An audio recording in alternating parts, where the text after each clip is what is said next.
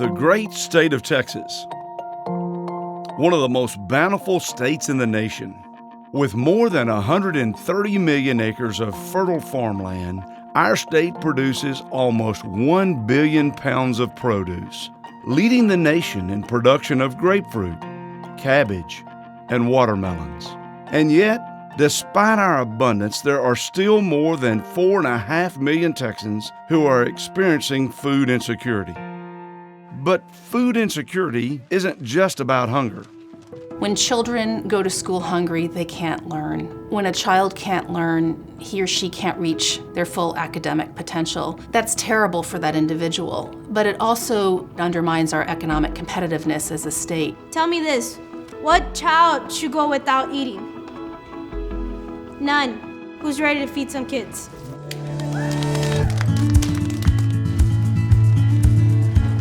Feeding with Impact is not just about helping individuals be healthier. It's about creating a stronger Texas. It's estimated that Texas generates a surplus of 350 million pounds of fresh produce each year, the majority of which is unable to go to market. This would be a good example of something that wouldn't be ready for market just because it's too short and it doesn't have the width that we really want. Still looks like a regular sweet potato, has the same nutritional content.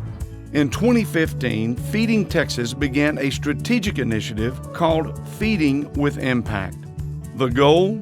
To improve health outcomes by pairing fresh produce distribution with proven interventions, breaking the cycle of food insecurity and leading to lower health costs. If you look at what's being proposed right now, what we found is that for every dollar invested in the program, what we see back is about $3.27.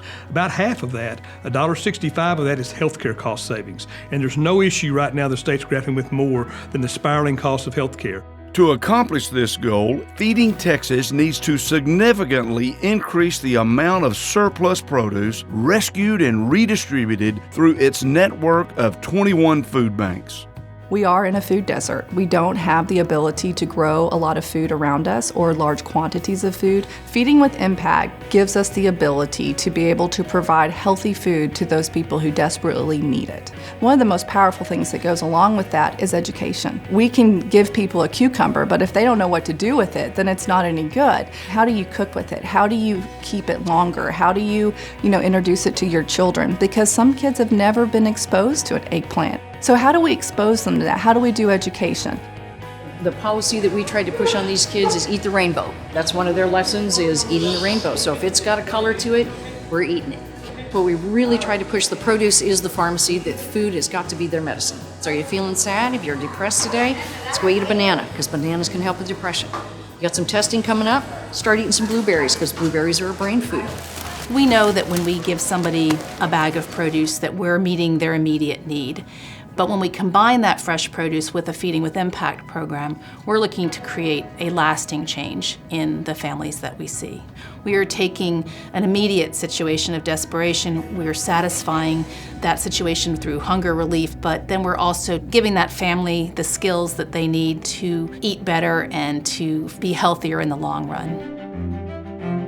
The kitchen table has classes that teach people some of these skills.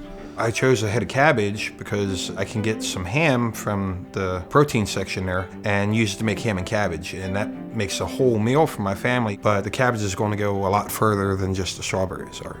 It's a big difference how I feel from back then till now, because I can do so many other things that I couldn't do before.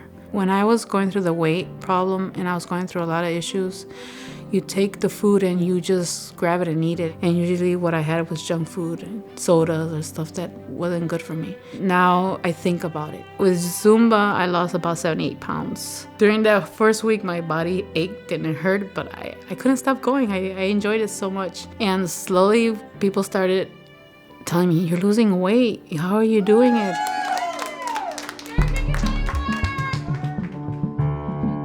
When we combine fresh produce with knowledge and the education that people need to make lasting changes, we're simply following the old adage of, if you give a man a fish, he'll eat for a day. If you teach a man to fish, he'll eat for life. So our goal today is to do 550 bags. Can we do that? Yeah! Bam! I love this.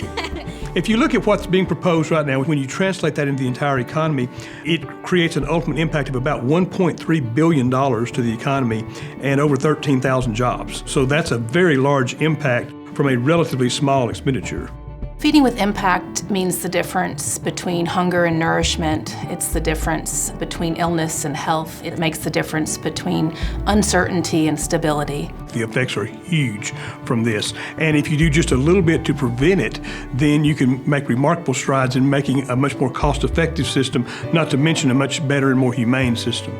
We have the ability to fight hunger, and we have the ability to truly make an impact, and that is a responsibility that we have as a network of food banks, not only to fill a tummy, but to fill it with the right things that are going to truly impact our communities and make it a better place.